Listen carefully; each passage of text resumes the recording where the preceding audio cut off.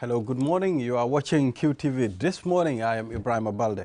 We are back again on another edition. It's Monday, the 26th of September, 2022, and I am joined by my colleague, Loli M. Kamara.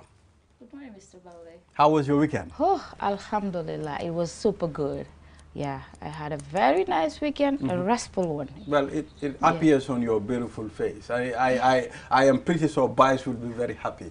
I mean, to have a wife like you. Oh, all right. He will decide and he will tell. But I think I am doing my part as a woman. Yes. Thank you, Mr. Balde. No to second wife, Bice. No to second wife. All right. Well, on our program today, we'll be doing the African proverb as usual. And of course, we'll also do the newspaper review. And we'll be doing it with Mustafa Cisse, and of course we'll look at the social issues as well, unlawful removal of basalt from roadsides. I mean, there is a video that was circulating this weekend. I mean, seeing people at a particular area removing the basalt from the roads. Yeah. I mean, we'll be talking about this, and also we'll be talking to one Mr. Bunny Chapman, Senior Federal Road Manager, and of course from NRA. And the Gambia Press Union also will be here to talk about the upcoming awards, the 2nd of December. So it will be a whole packed and interesting segment today. Then at the end of the program, we'll be doing the click segment. Buba Fati will be here to entertain us. But first, Lori will start with the African proverb. The African proverb reads, "No one drinks medicine on behalf of a sick person." That's the African proverb. No one drinks medicine on behalf of a sick person. And very interesting. From there, we will introduce our newspaper review guest. Mr. Cisse, you are welcome on the program. Thank you very much. Good morning, the viewers. It's a pleasure to be back here after coming on the 8th. And thank you for honoring our invitation. It's a pleasure. We're in this work together. Sure. Exactly. Well, no one drinks medicine on behalf of a sick person. Let's start with Mustafa. I mean, this is the African proverb. What do you make of this? This is very interesting. Yeah. Yes, you've asked Lolly about how I had a very tiring week. You could see it has manifested on my body. On your face. Traveled to the province on Saturday, on Friday, return on Saturday, and then had to do other things here. But notwithstanding, Well, you have not to, easy. you know, pull up to do the work. So it's very interesting that no one does it. This can be interpreted in very many ways. So one of the ways could be you cannot do something on behalf of someone to a perfection level. For instance, like hosting this show today, this morning, you have prepared, you know how this show should be, you want to do topics, you've already prepared, you've already read them, and you know how to deal with them. So if you ask me to be in your shoes today without preparing, I may not be able to do it to the best of my ability. So I will interpret it in one of those ways. However, another way could be you may not be able to speak on behalf of somebody on a matter of importance to the person as the person may do so.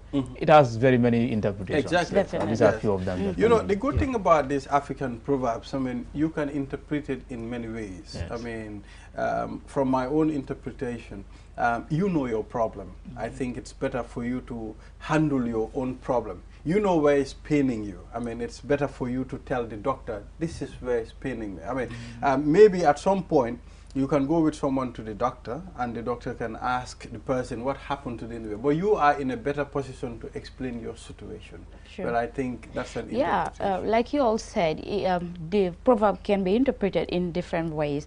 And in my own way, I'll say you can also say, like, no matter how, you pity somebody, you cannot take what they're going through, like the feeling they're going through, whatever, being it suffering, being it any hard thing they're going through, no matter how much you pity them, you cannot still take it from them. The only thing is to stand by them, be with them throughout their whatever they are going through. So I think the proverbs really is important. And as I said, always, these proverbs, we are not just reading them, but it is reminding people of our interactions in societies. And it plays a key role, because if we discuss this, someone might be listening or watching, we learn something from these proverbs. And it is indeed important that we pay attention to the proverbs that we normally read here. Well, it is indeed important. The importance of, proverb itself is there is a moral lesson always. Exactly. I mean, there are things that it is pointing at, especially when they tell you when a child's hand is clean, Okay, he can eat with elders. You understand? So it's telling you a child needs to be disciplined. A child needs to behave in such a way that, I mean, a child needs to be respectful. So I think proverbs are very important. Very, very important. Sure, they are very important. Like you said, people always extend, or it always goes along with a didactic lesson. That's a moral lesson. So in this case, you could also deduce this proverb into a simple explanation to say it, or interpretation to say that representation is not the best. Yes. Because no matter how much well you think or you feel you've represented some people, there is always a way that they may want something to go by, something to be put through that is not put in that way. So proverbs are issues that, or these are words, lessons that teach people a lot of things. So I remember one of the proverbs I learned at the university in our cultural studies lesson is, borders on telling the truth. There was a man who always, or a child who always fake to say, there was something, a danger, always fix a particular danger. And when people, two times, villagers went to his rescue, there was nothing like that danger. And the third time, he told the danger really appeared. Real, yes. And then he told people about it. They thought he was faking. And then eventually, he was consumed by the danger. So you could see, the importance of, that proverb was emphasizing the importance of truth. So this proverb too, if well interpreted and people adhere to it, it could save lives some days. Definitely. Or it could bring about development. Like, you cannot drink my medicine on my behalf. You cannot solve my problem, or you cannot narrate my problem as I would narrate it. The best way for people to hear from me, or people to hear about my problem, is to hear from me. Exactly. I explain it. Then people will know, oh, this is the problem. I may not be able to articulate it in the best form of ways, but I will be able to convey what exactly it means. There, the experts will be able to put it how it should be done in order for the problem to be addressed. But the best thing to do is people should be heard from themselves in order for their problems to be solved, rather than people speaking on their behalf. Absolutely. Yes. I think that's a brilliant interpretation there. I mean, no one can drink medicine on behalf of a sick person. Let the sick person deal with his or her medicine. Sure. Because they know their problem, they know whether they are getting better. But the proverb goes beyond a sick person. It has a whole lot of moral lessons that people can learn from this. So that's why always it's important for us to bring African proverbs on, this program here. Well, the program will continue. We'll take a short break. After the break, then we'll go to the newspaper review. We'll be back. Medicalia is a high-quality clinic from Europe, which is now in the Gambia. Do you have an eye problem? Do you feel a hearing difficulty? Medicalia is here to ease the pain for you. The first and only hearing aid dispensing facility nationwide, where patients can be tested and treated to recover from their hearing loss. Fitted with latest generation equipment, our doctors can provide healthcare assistance for eyes, ears, nose, and throat. Common diseases like glaucoma or diabetic retinopathy can be diagnosed and followed up for fast and correct treatment. Make your appointment with the eye or ear, nose, and throat ENT specialist today to relieve any pain you might be feeling, as consultants are available daily. Contact us for more information. Visit us at Tropic Shopping Center near Senegambia from 9 a.m. to 11 p.m. every day of the week, or call us on 503-4411 or 7767-123. Medicalia, premium care, personal touch.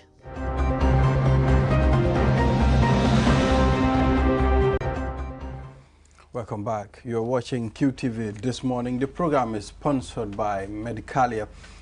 They are located at the Tropic Shopping Center, Senegambia. They specialize on eyes, ear, throat, and nose.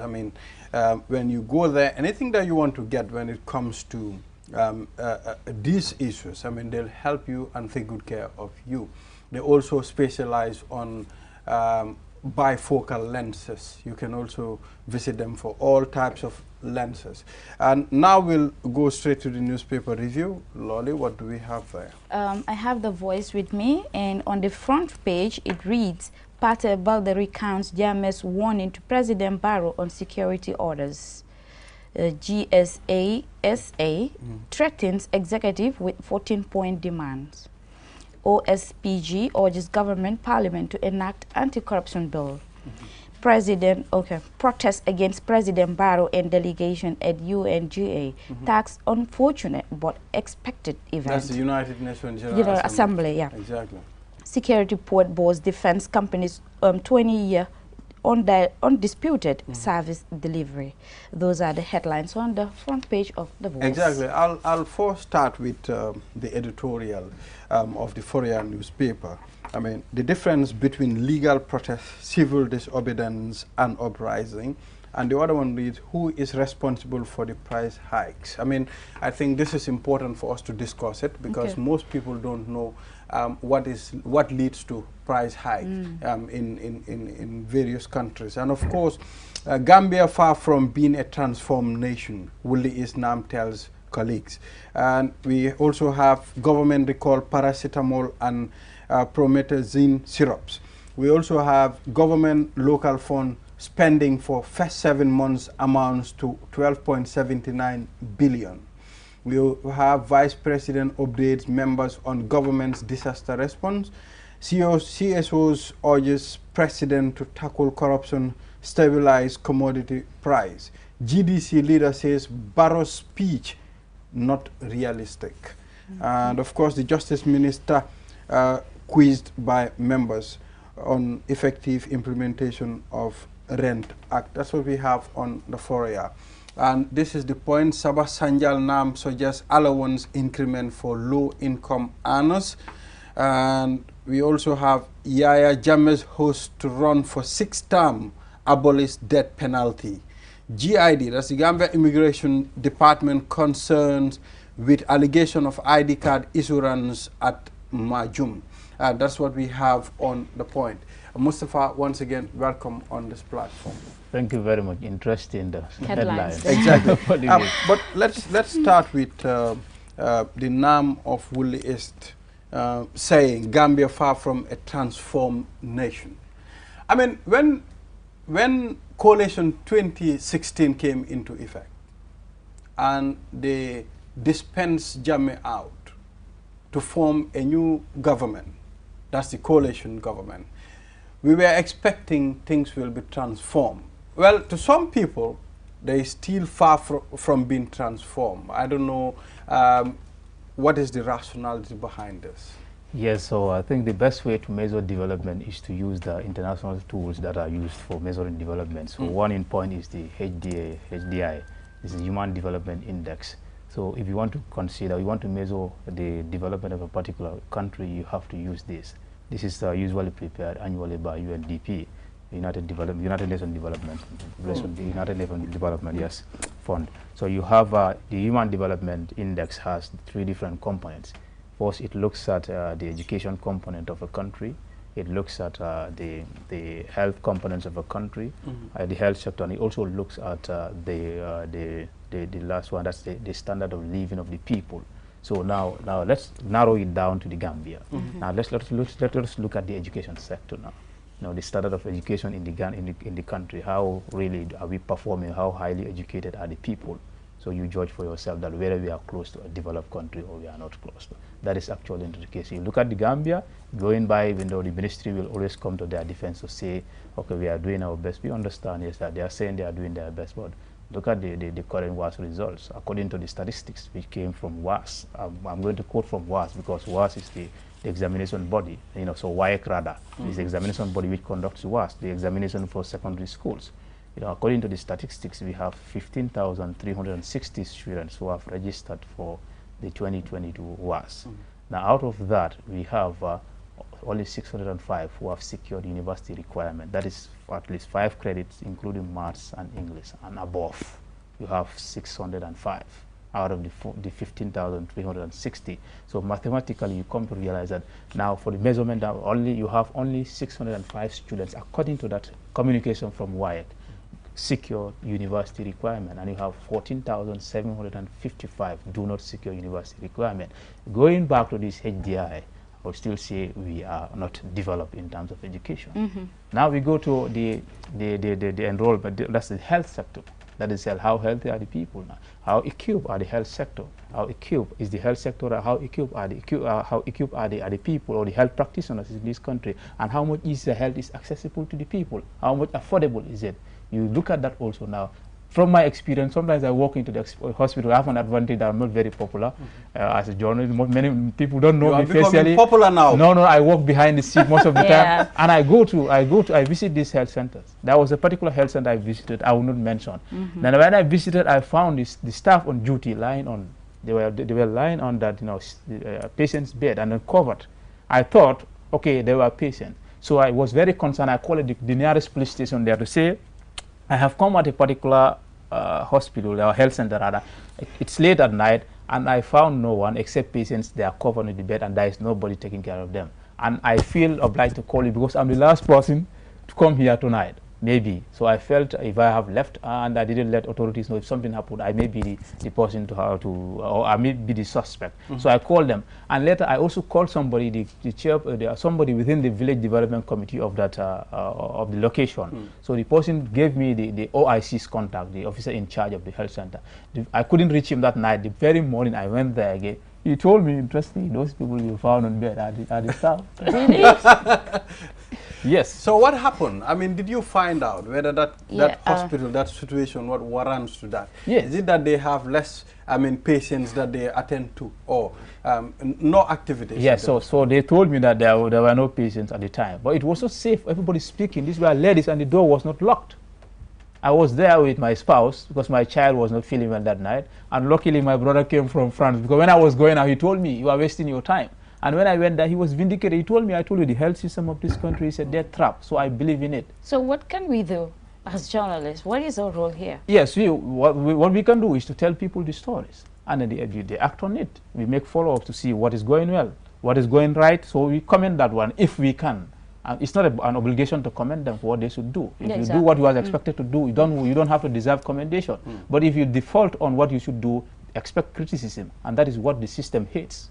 You criticize them, it's like you have to stab them with a knife. They come up with all, I call them governance by press release. Sure. That is what we have. So we go to the standard of living now of this country. 2017. Oh boy, don't even go there. Don't even go there. 2017, we are still measuring. According to the HDI, it was 2017, the standard of living in the Gambia now. It's different. I told some of my colleagues sometimes, I said sometimes I feel very bad when I walk into the street and see people lying to beg. Claiming to have nothing at home. And you see some people don't beg, but they are struggling to make ends meet. It's still difficult. Exactly. A lot of factors are responsible. Exactly. A lot of factors are really responsible. So we are far from, I really subscribe to, I have agreed with this claim. Well, let's look at the education system. I think certain things in the Gambia. There was a time I saw a particular like someone sent something, it's on social media, I will not take it serious anyway. He said Gambia is among the least educated countries in the world.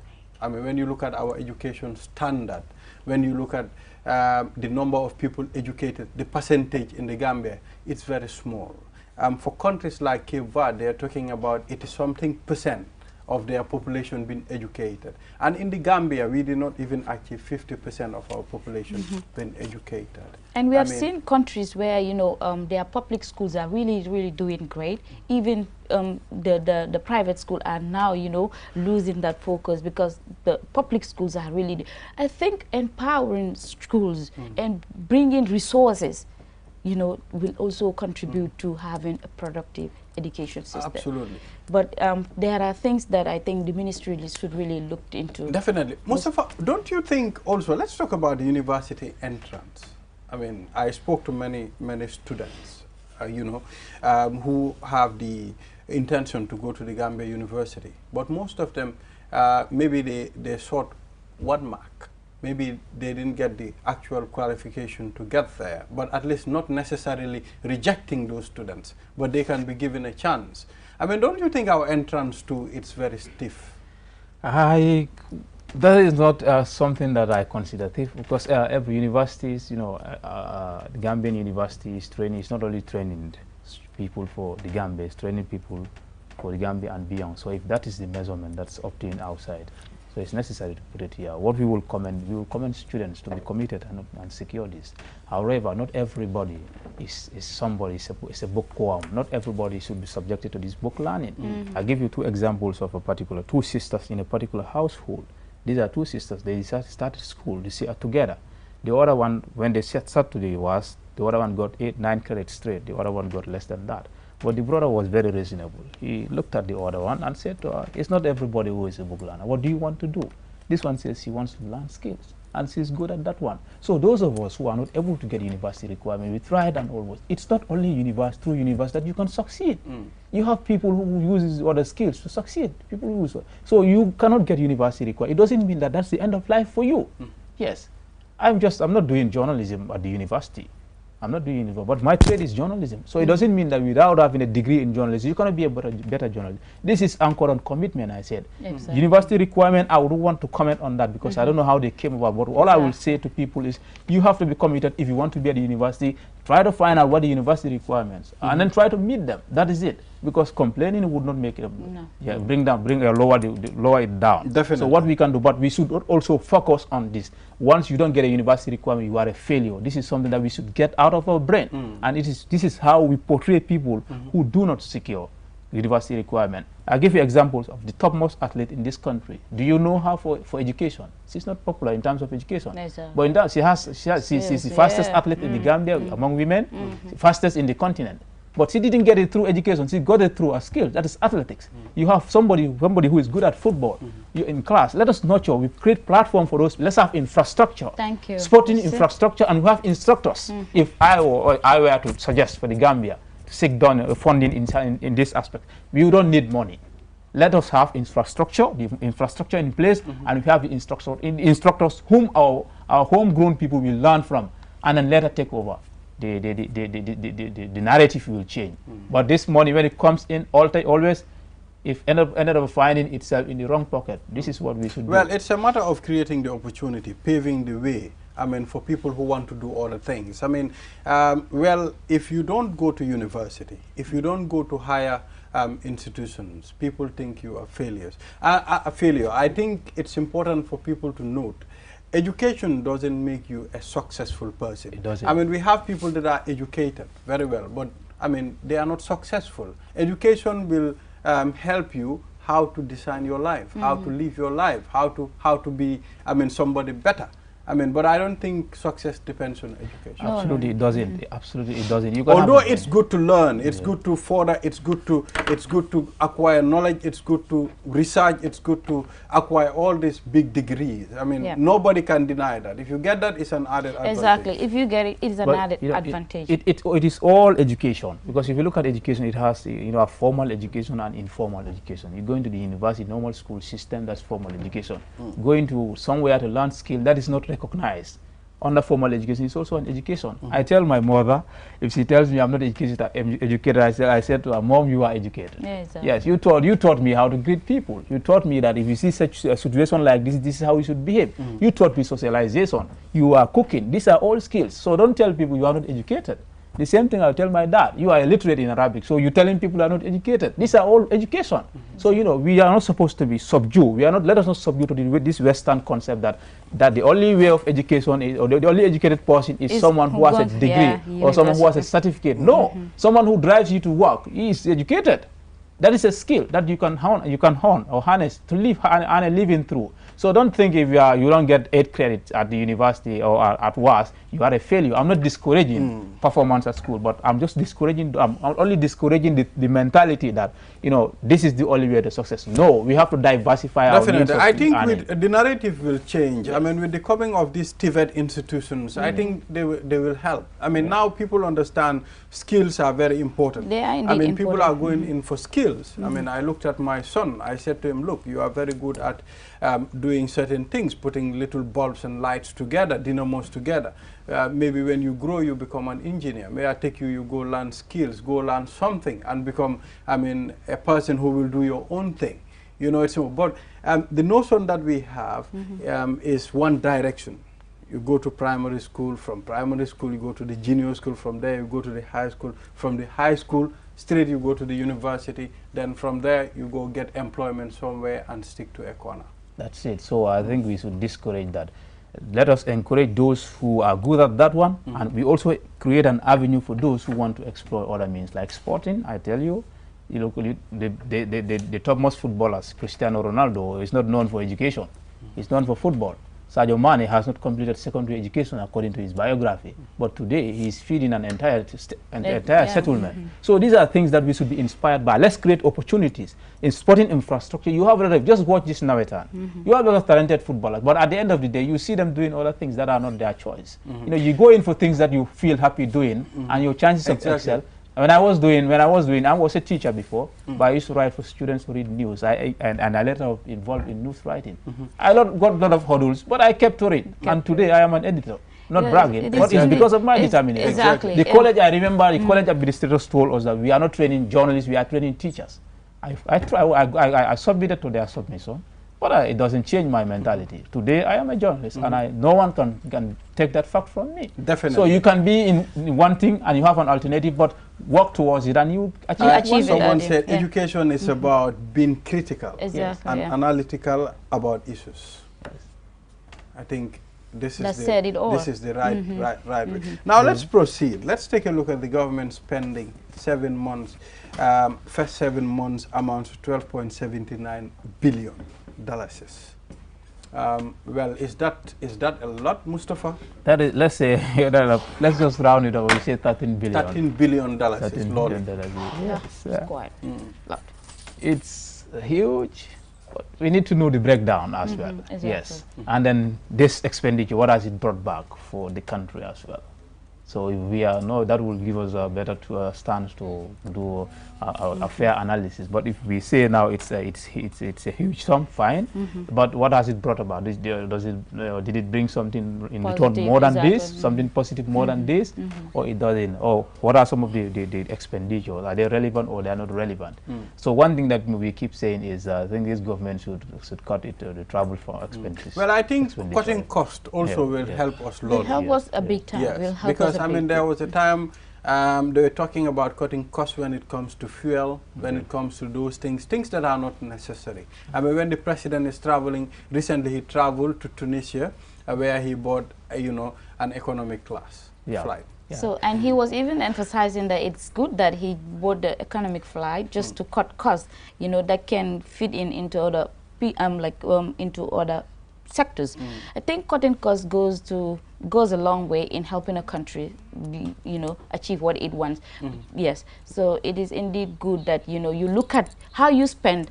If it is not relevant, try to minimize it or try to put it into something else. But that is not the case here. Did he? I have a different take on that. Why the president did that? There was a scandal going on. Okay. The president did that purposely, in my opinion. In order to fake this, just to calm that situation. He traveled to the U.S. Did he bought that? The economic. And more people went to the U.S. than Tunisia. Did he? We will find, as you said. So yes, so this is a government that is very good at propaganda. So I don't take it easy on them. So this is it. I mean, they have their own way of that doing is it, because there was a minister whose wife or whose spouse was paid a per diem for a journey he didn't travel. I know the pressure was mounting for him to return the money, and the borough administrator, is the employer. So he decided to do that just to divert attention. If he actually means what he does now, when he travels, let him reduce the convoy. You start with that. Reduce your expenditure. The number of vehicles allocated to certain staff. You have to look into all that. You cannot have people given vehicle at the same time, people given full coupon. What are they doing with that? You go into the street, you find I came across amazing, just a builder with a government fuel coupon. Somebody had excess and gave it to him, and we are paying that one. Somebody worked for you, we did not give him money, and you are giving the person a fuel coupon, value of the equivalent of that money. That means you did not need it. So people, there should be an audit to say all resources allocated to people, whether they need it or not. If you don't need it now, it should not be allocated to you. It becomes a waste. It can be put into something. Exactly. So let's take a look at let's take a short break. I'm told we've even exhausted the time on the newspaper for the newspaper review. So now what we do, we'll take a short break. After the break, Mustafa Sise will still be here. We'll be talking about the unlawful removal of basalt from roadside. it's important for us to discuss this due to a video that was circulating, posted by Watson Gambia. So what we'll do, we'll take a short break. After the break, we'll be back.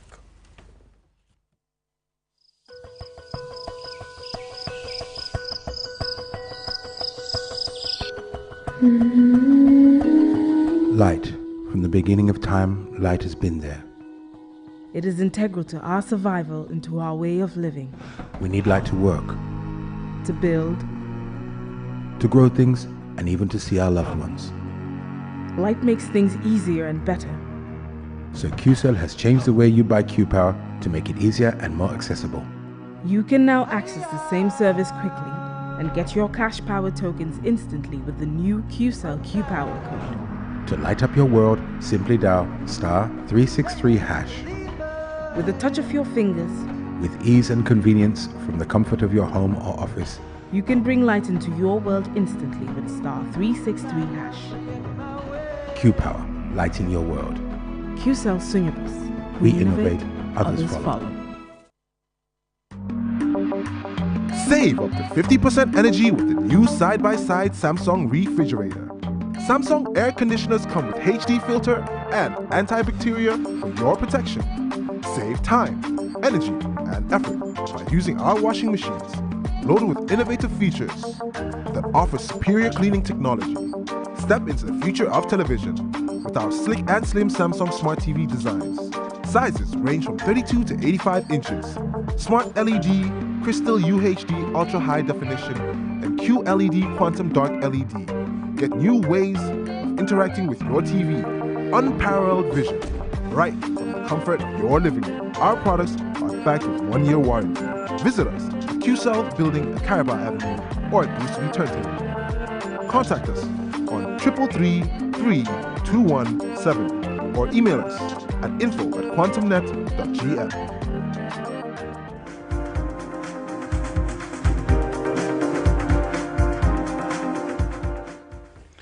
Yes, we are back again, and now we'll go straight to the social issues segment. Well, I mean, as I mentioned before the break, we'll be talking about the unlawful removal of basalt from our roadsides. I mean, it's important. Every community is crying for getting better roads. Yeah. I mean, especially this is what they point out the most, better roads. Now we have them, and we are removing the basalt. And to help us discuss this, Mr. Benny Chapman, Senior Federal Road Manager from NRA, is in the studio with us. And Mustafa Sise still remains here to help us, I mean, discuss this. You're welcome, sir. It's my pleasure. Well, it's good to have you here. So, I mean, there is no need for me to delve into details. I mean, you know the reason why we are here, due to the video that was circulating over the weekend. So, we just want to know, what is the problem? Is it the quality of the road? Or is it what happened? the geographical nature of the road at that side? What is the problem? What is the problem? Well, I don't think there was a problem. I think people just misconceived. Before we go further, I think I would just have to give you an overview of the type of road construction we're doing so that you can have a feeling, understanding. This type of construction is called the double surface dressing. It's different from the asphalt, which has a certain thickness. This one is done in different layers. And then in the layman term, I would say they will use the bitumen. That looks like the black tar, which is spread, and then asphalt is, basalt is spread over one round, and then another round of bitumen is spread, and then another basalt. That is double seal. It's called double seal. So what happens is, at the end of it, you would have to clean the residues so that you can do the road marking. Because if the residues remain there and the road marking is done, it won't last. So the loose material on top is usually cleared with a mechanical broom. So using a mechanical broom means you need more effort to do that, not just simple manual cleaning. So you use a mechanical broom, which the contractor did, and then stock them in piles along the shoulder of the road. And through my investigation with the consultant, that is the supervisors on site, who were representing the government, I was made to understand the villagers approached the contractor for the leftover. That is, it's called spoils. You don't need them again because of the impurities, that is, because cars have been running over it, the dust and all of that. You can't use that for that activity again.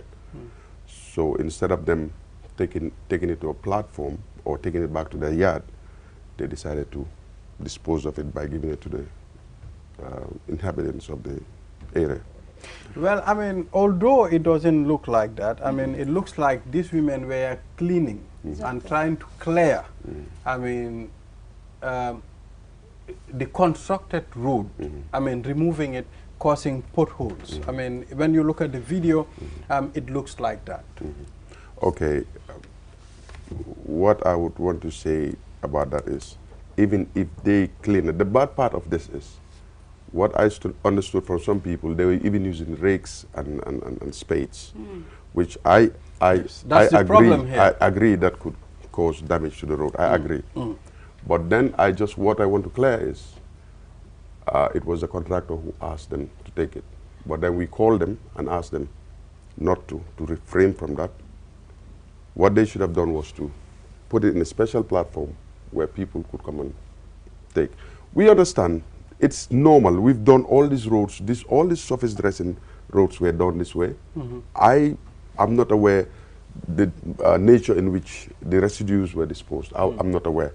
But I know at the end of every activity, before any road marking is done, you would have to clean it with a mechanical broom. So, yes, I just want to interject here. Do you think the double surfacing was enough, like the tar that you put on? Yes. Because, like you said, if it was enough, I don't think they would have the chance to collect it like it is on the screen now. That's why I started with giving you with an overview of how this is done.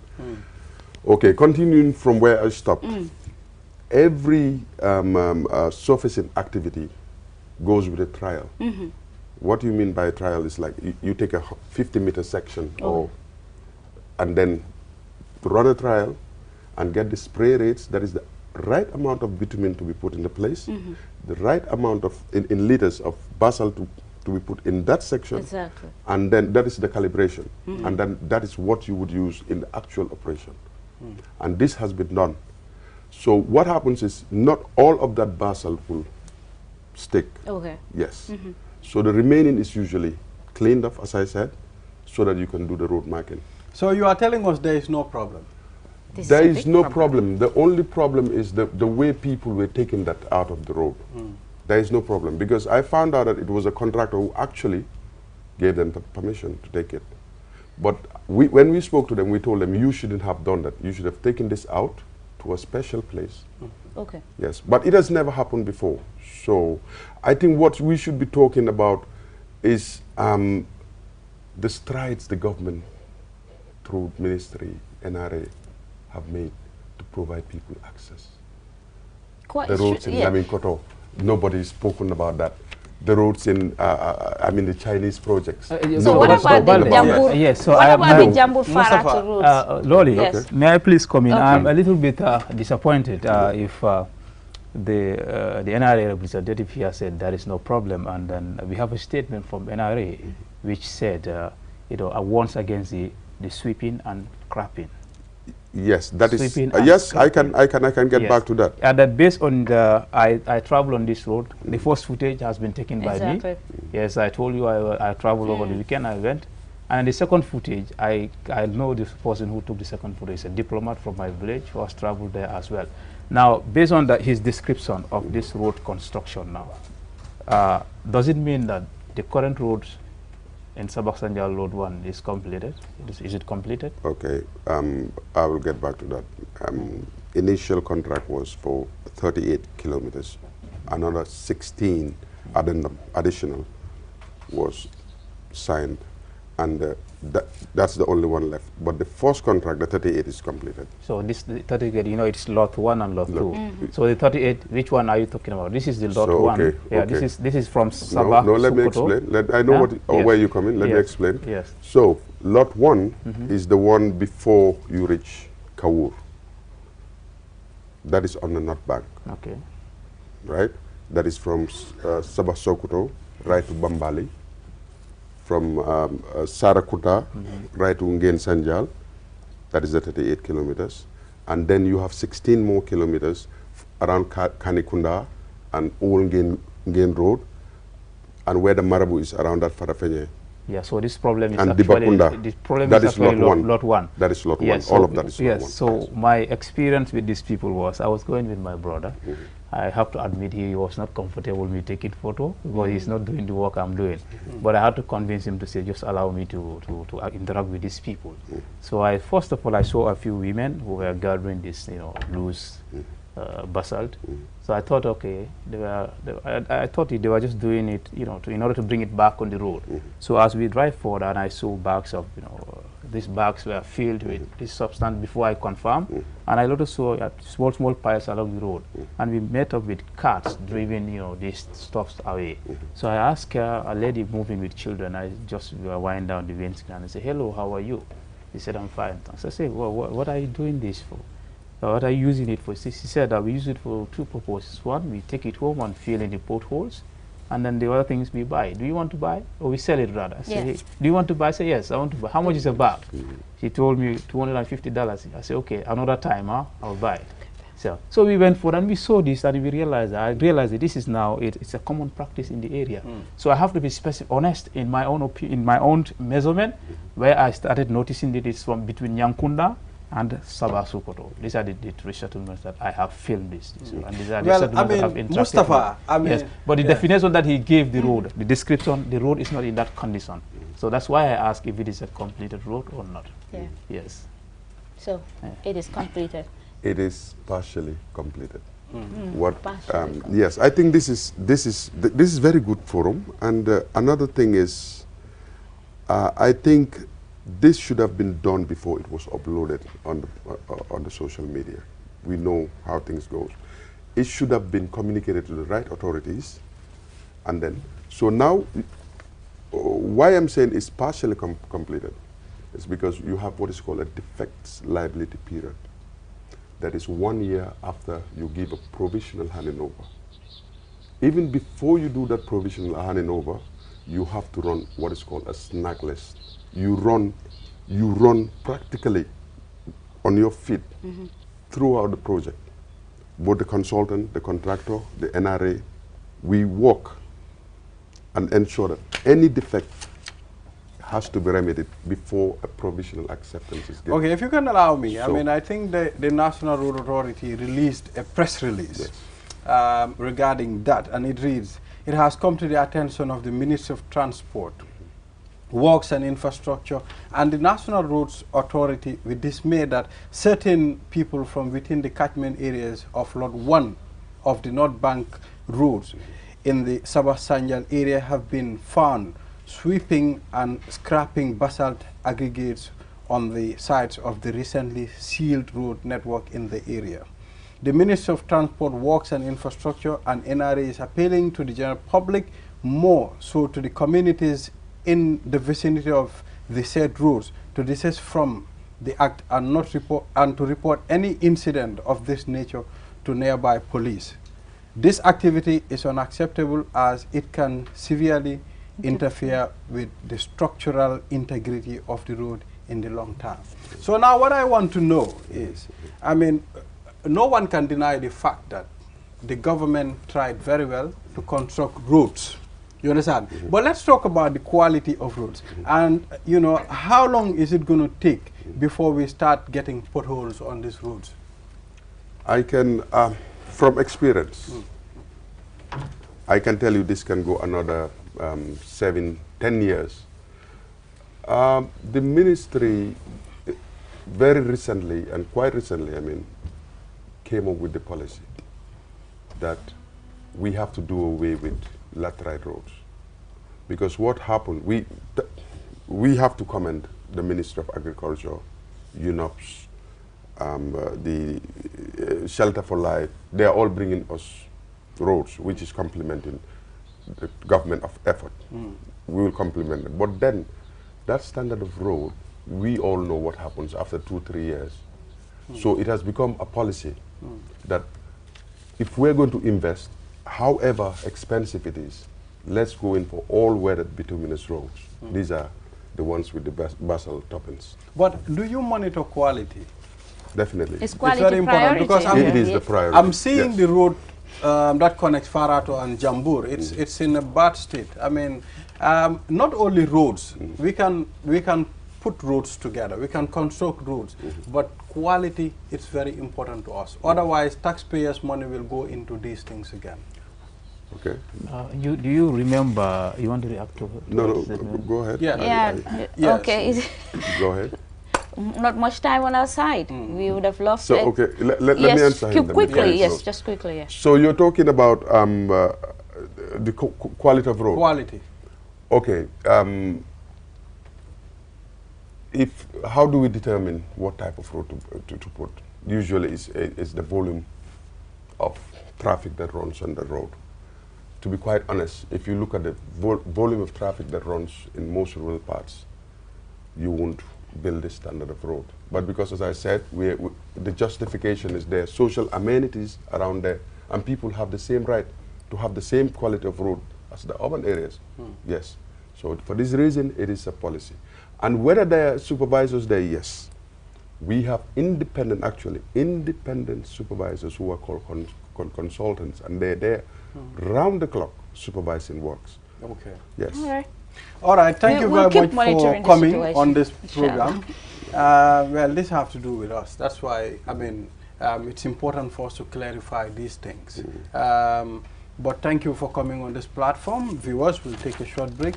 After the break, then we will talk to the Gambia Press Union Awards Committee. As you know, the Press Union Award is on the way in December. So are you ready for it? We'll take a short break. After the break, we'll be back.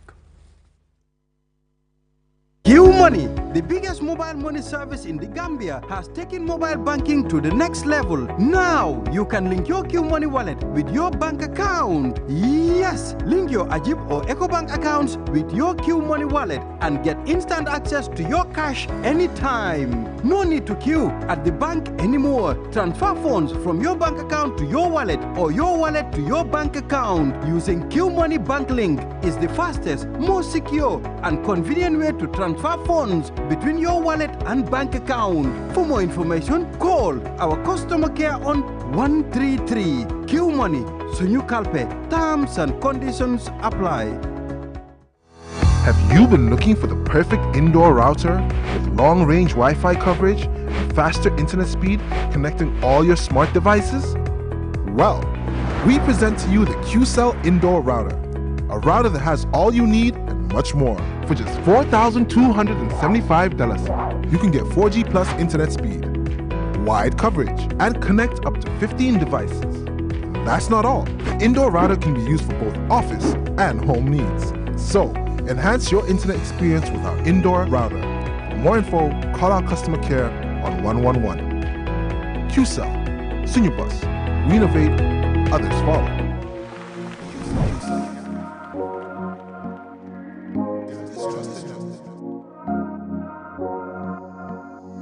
As the fastest growing GSM company in the Gambia, QCell has the widest 4G plus coverage in the country, 3 times faster internet speed than our competitors. So switch now and dial *335# and enjoy what true 4G feels like. QCell, the Gambia's trusted network. Your favorite QCell service has gotten bigger. eFunkanta. Now you can loan bigger credit amounts to make life easier for you. Loan $75 and $100 and pay later. Yes, you heard me right. Get credit loan from $10 to $100 using eFunkanta by dialing *393#. Anytime you run out of credit, whether you want to buy Q Power, browse the internet, make urgent calls, or send SMS. eFakanta is the service for you. Dial *393# and choose the loan amount of your choice with no hassle. For more information, call our customer care on 111. QCell, Sunyabus, the pioneers of mobile loan service in the Gambia. We innovate, others follow. Terms and conditions apply.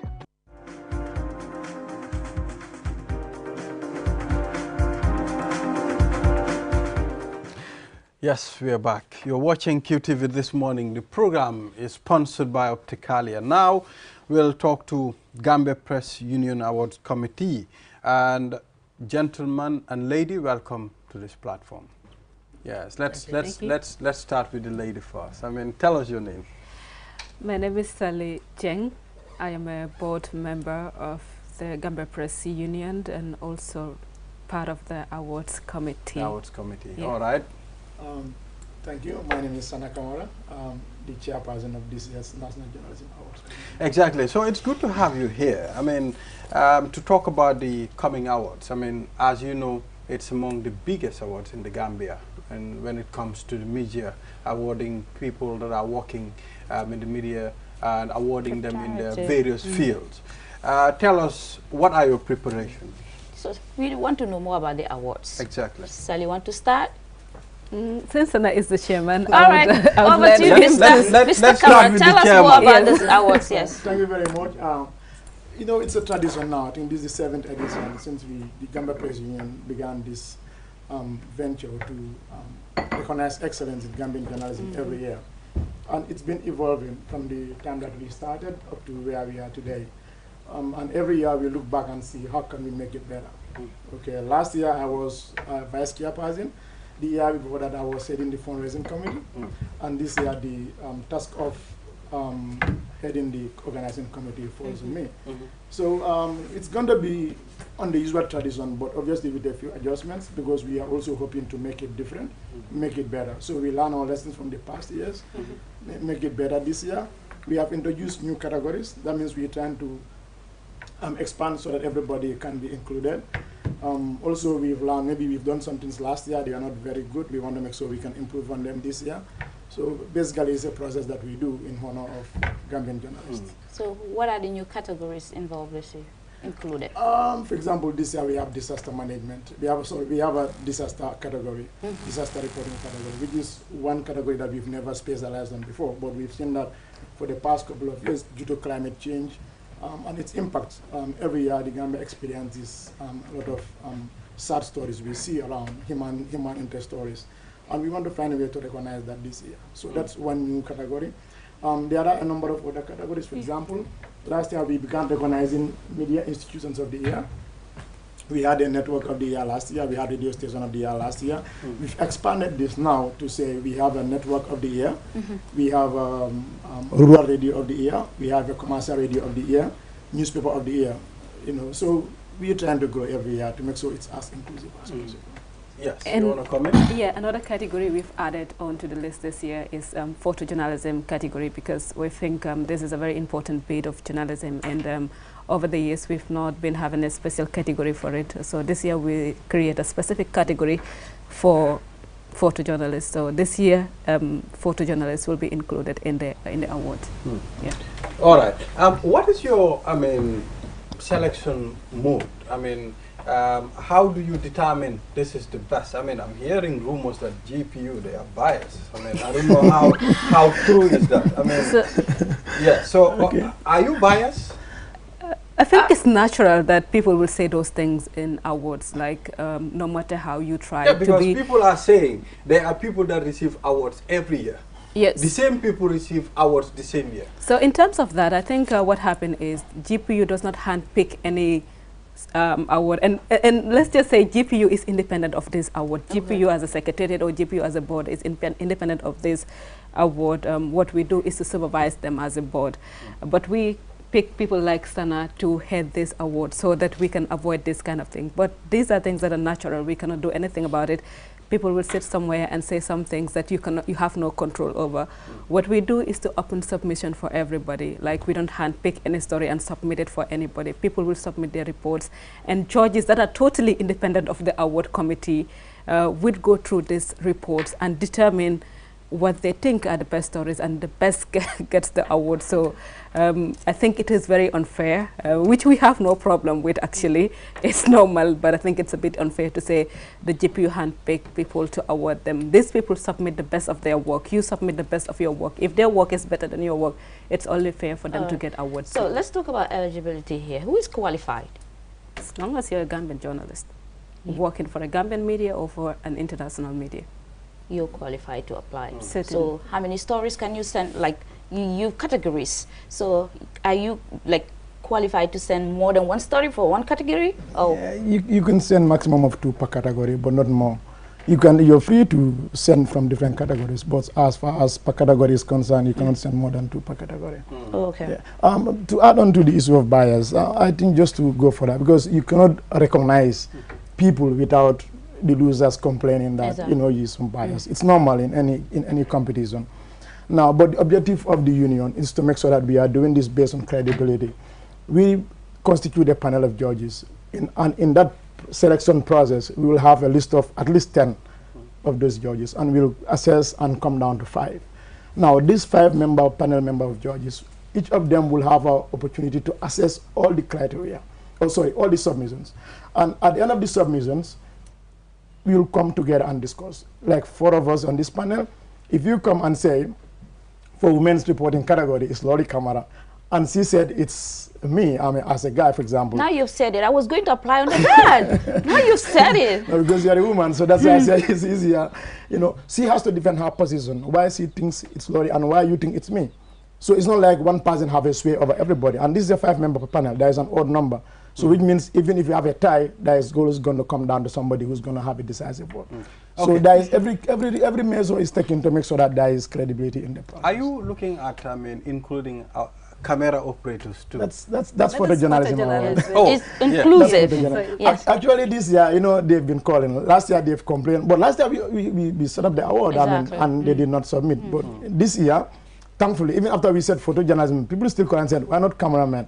Especially for the TVs, they said we recognize the reporters, and the reporters will only write the script and do the voiceovers. The editors? Well, no. Even the editor is very important. The cameramen are saying they also are taking the footages. They're the ones who are editing sometimes, and we don't recognize all them. The quality now pictures, they have an opportunity to also get recognized. So I want to ask, I know it's not easy to organize events like this, and this is national event.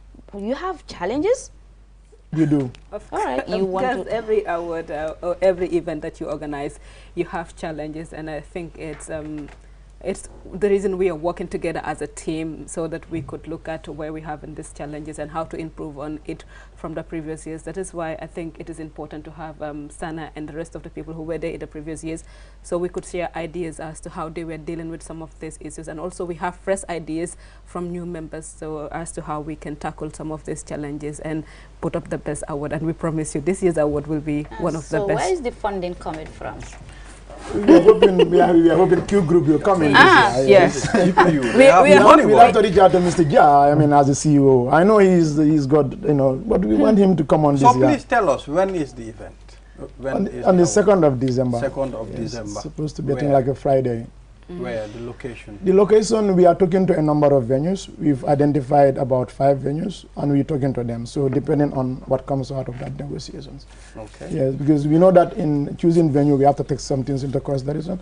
For example, there are some hotels here, when you go, it's difficult to live stream because the network connections there are very poor. Number 2, we also have to consider the quality of the hall. It's not just that, but the spacing.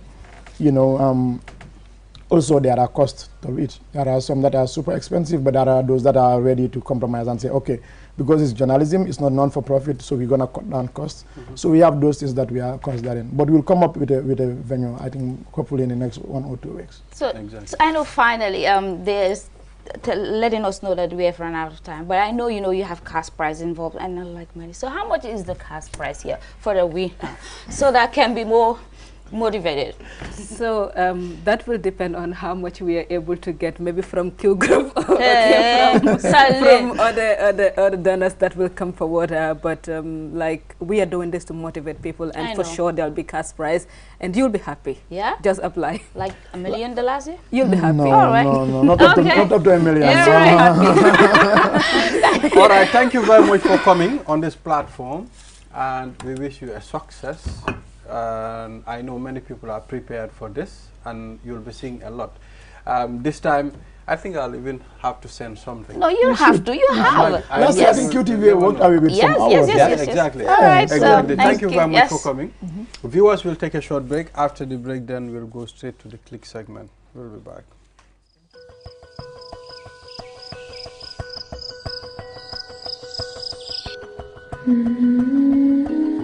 Light. From the beginning of time, light has been there. It is integral to our survival and to our way of living. We need light to work, To build, to grow things, and even to see our loved ones. light makes things easier and better. So QCell has changed the way you buy Q-Power to make it easier and more accessible. You can now access the same service quickly and get your cash power tokens instantly with the new QCell Q-Power code. To light up your world, simply dial *363#. With a touch of your fingers, With ease and convenience from the comfort of your home or office, you can bring light into your world instantly with *363#. Q-Power, lighting your world. QCell Sunyabus. We innovate, others follow. Your favorite QCell service has gotten bigger. eFunkanta. Now you can loan bigger credit amounts to make life easier for you. Loan $75 and $100 and pay later. Yes, you heard me right. Get credit loan from $10 to $100 using eFunkanta by dialing *393#. Anytime you run out of credit, whether you want to buy Q-Power, browse the internet, make urgent calls, or send SMS. eFunkanta is the service for you.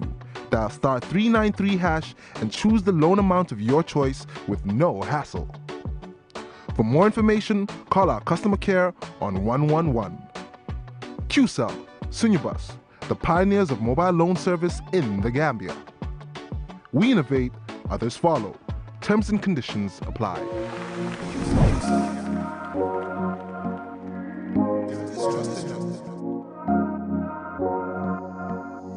As the fastest growing GSM company in the Gambia, QCell has the widest 4G plus coverage in the country, 3 times faster internet speed than our competitors.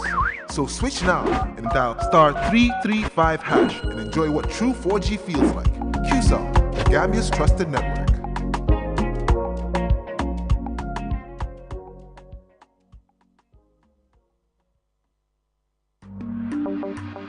Save up to 50% energy with the new side-by-side Samsung refrigerator. Samsung air conditioners come with HD filter and antibacterial for your protection. Save time, energy, and effort by using our washing machines, loaded with innovative features that offer superior cleaning technology. Step into the future of television with our slick and slim Samsung Smart TV designs. Sizes range from 32 to 85 inches. Smart LED, crystal UHD ultra high definition.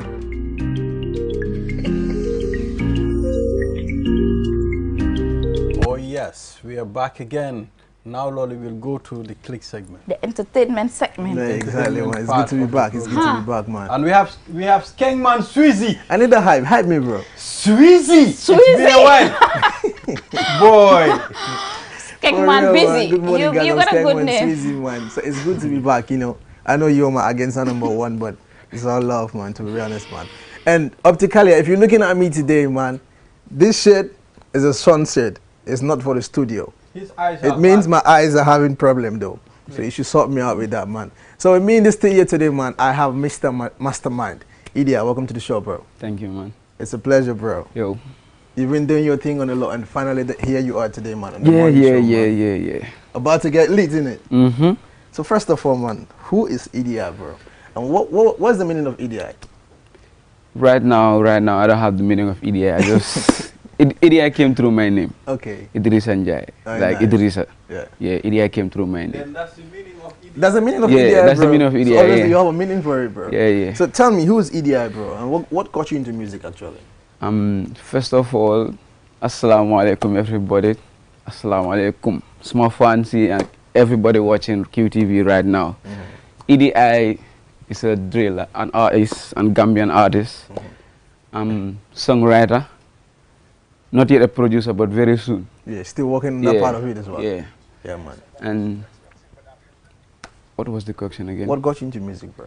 Music, it was this thing. When I was a boy, a young boy, come time when I can hale, smoke away. Exactly. I know you're comfortable yeah. with that. Smoke away, you don't have music. Yeah. I was not the one doing music. Come, ñom dinde ñoo said the train.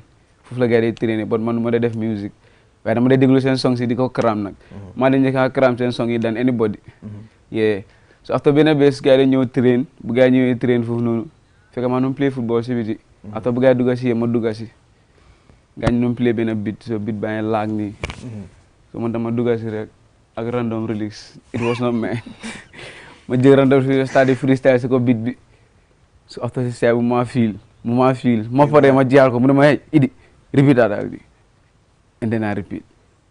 Okay, yo, I'm la binda relics. I'm la binda relics because that time I'm binda relics. I know, bro. I'm la binda relics. I'm la binda relics. I take sound when you take, and that was my first song. Exactly. So yeah.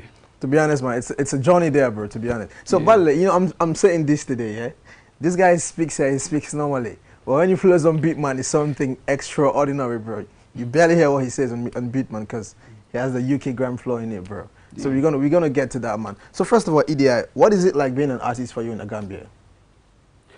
For me, like, it is so great being an artist in the Gambia here, but the challenge is something come how many over here, sir. But for hard time, I'm never artist in Gambia. I know, bro. For over hard. Especially with the genre that you're doing, this is the drill music.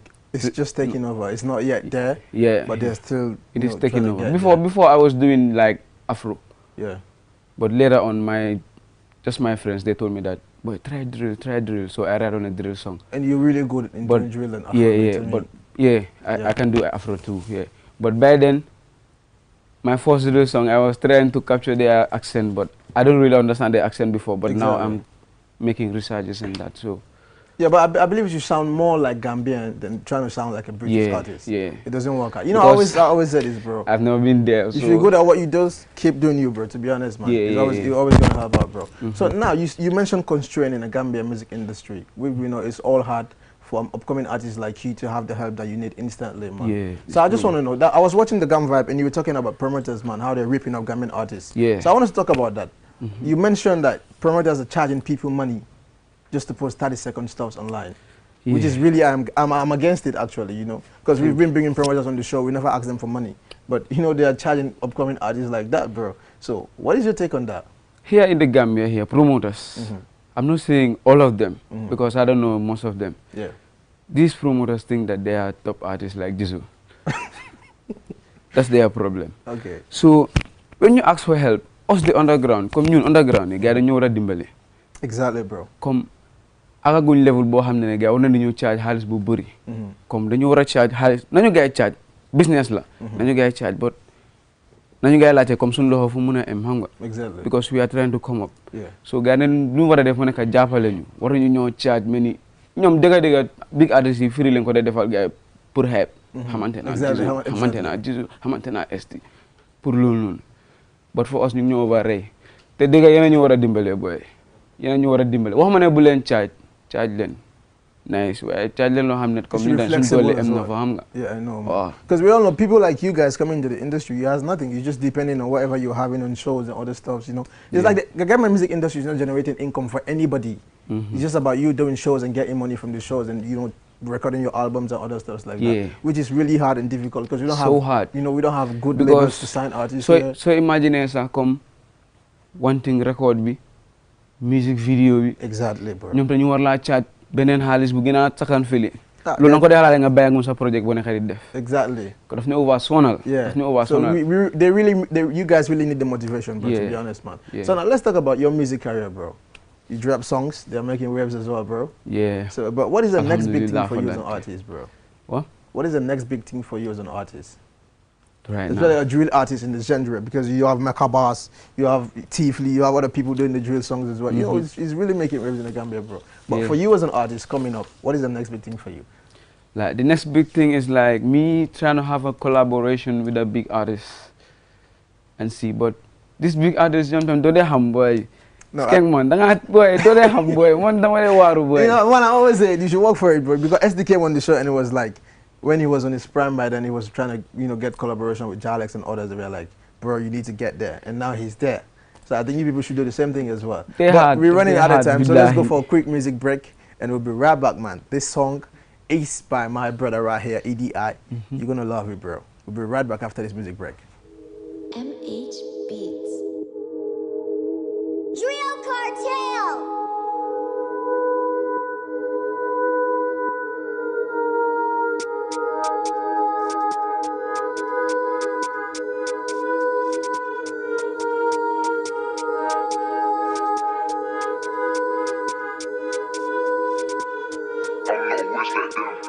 Man, I go straight for the gem. I'm still gonna kill this MCs when you boss like an M16. Bro, don't ever talk about man if don't wanna end up marking my debt list, bro. Let's take ED as serious because she's boss, not a joking thing. I'm not a waste like them. Man, I go straight for the gem. I'm still gonna kill this MCs when you boss like an M16. Bro, don't ever talk about man if don't wanna end up marking my debt list, bro. Just take ED as serious because she's boss, not a joking thing. 1 + 1, that's 2, of course. 2 + 2, that's 3 or 4. Man don't like snitching, no bro. Man don't play no games, no draw. Man is on top, man I kick down doors. If you want that, man I take your soul. Chichi man thing, real man don't do. Batman thing, a real Batman do. Basic man do a basic go. Always look back when pockets broke. Man I'm so fast, you niggas so slow. If you want peace, never this E bro. In the air thing, it's a risk, no joke. Ask your brother, he could tell you more. Man don't like snitching, no, bro. For real, man. We don't snitch on our niggas, bro, to be honest, man. So let's talk about this one, Northwest, man. What is the concept behind this, actually? Because you're all in the black night scene, doing your thing, the UK thing as well, bro. This Northwest video, this one was my first drill song. All right. This one. And it's sick, bro. It's a massive one, though. Yeah, and it was like, boy, problem la won nak mom tam binda bi mo ne xam problem bi because my try for am accent bi bu baax way ko moy lolu. And trust me, man, I played this for somebody who was like, this guy bitches. I was like, no, it's a Gambian, that's what bro. people used to say, bro. Yo, hana nga ne yo dega yo musulo gena Gambia, men typical Gambia, nyankatang chop na we get tele. Exactly, man. You should look up for my brother right here. He's doing it big, man, to be honest, man. No cap on that, bro. And now you drop another song as well, man. That's Mastermind. That's making waves as well, bro. Yeah, man. So are you into any other label? Are you signing any recording label as of now? Right now I'm not in any other label. I'm just in my brother's studio. Like he did it. We are not. It's just a family thing. Exactly. Yeah, he set up his own studio, but I rep the studio. Nice. Link Up you the main artist of the studio as well. Yeah. I know, man. It's like Link Up TV in the UK, and then you have Link Up Gen in the Gambia as well, man. Yeah. You all show some love, man. And if you have a label like wherein you sign Gambian artists, bro, look up for my brother right here, man. He's doing big, man. I trust me. He's not gonna disappoint. He's gonna give you mad bars as well, man. So EDI, we're running out of time. I know they are ringing me up already, I like man. What I saw on that video, I think he is really doing good. I was even surprised. If at all it's the guy standing here, he's the one singing on that video.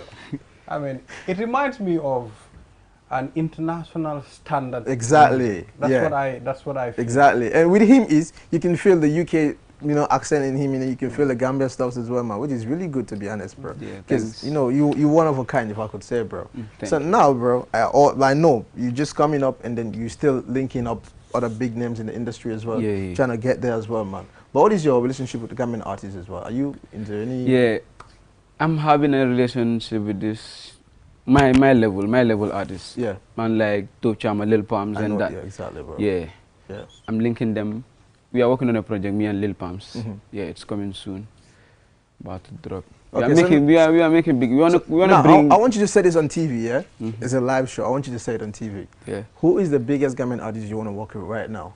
That you think is going to help you blow your career out there? Apart from ST. Apart from ST, apart from ST, it's Jizzle. Okay, and how about ST included in it? Huh? How about ST if ST is part of the line as well? Who would you want to work with? Or you think is going to help you blow your career next level? Yeah, ST. ST as well? Yeah, ST too. How about the drillers, bro? I think you should be repping your drillers, bro. I will say this. Like, let me say this. Okay, who's your favorite Gambian drill artist? Me.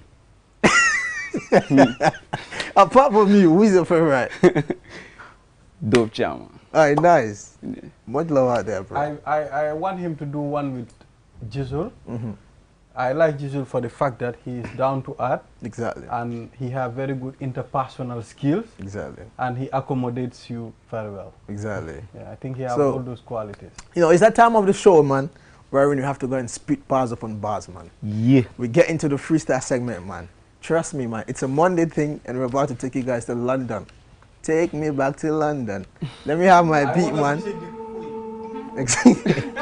Let me have my beat, man. I'm taking you all to London this morning, man. And we'll be back in the Gambia. Hey. Reel it up, reel the beat for me, man. Like, aye. Look, aye. Look, aye.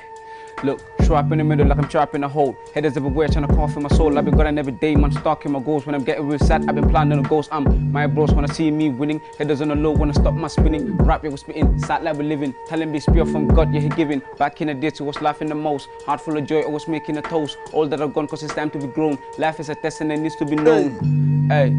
By health alive, the pot was a business. I do not good to tank about the fitna. Jarrod can hand and then make a banner. Peace. Look, how can you talk about boss when your boss not strong? Don't think about bragging. But bro, I am the best. Can you see this money? How much I'm earning? Your blog got warning for me. Anytime I see one, I'm in for the shooting. Batman got different agendas. You see my face, then you must be burling. Hey, idiot, I think no joke when your career's falling. I'm done, I got nothing to prove for this MC's what they brains not walking. My man got nothing to lose. If you touch my man, then you must be begging. Skang man, the king of the jungle mafia thing, then you must be joking.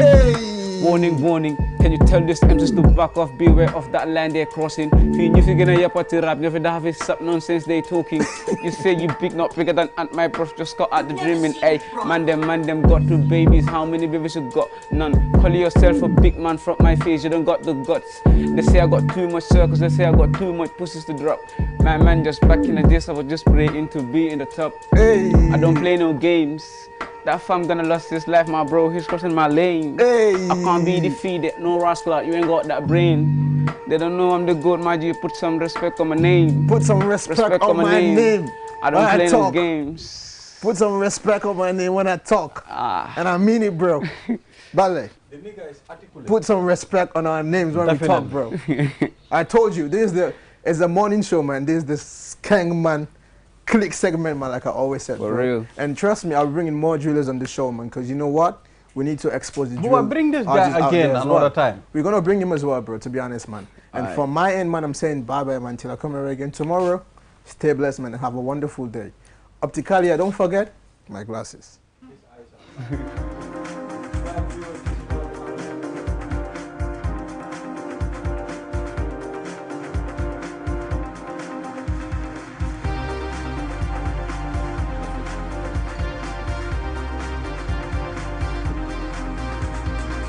Opticalia is a leading European brand which is now in the Gambia. Are you looking for glasses? Then you have come to the right place. As a first step, we will perform an eye exam to ensure we prescribe the correct lenses for you. After that, you can select a frame of your choice. We have a variety of brands in stock, and you will definitely find yours. You can have the full package of frame plus lenses starting from $990 up to more for the most fashionable options. Once you find a frame you like, your lenses will immediately be edged by our lab technician. Within 30 minutes, you will be able to leave with your prescription glasses and a huge smile on your face. How amazing is that? Visit us at the Tropic Shopping Center near Senegambia from 9 a.m. to 11 p.m. every day of the week, or call us on 503-4411 or 7767-123.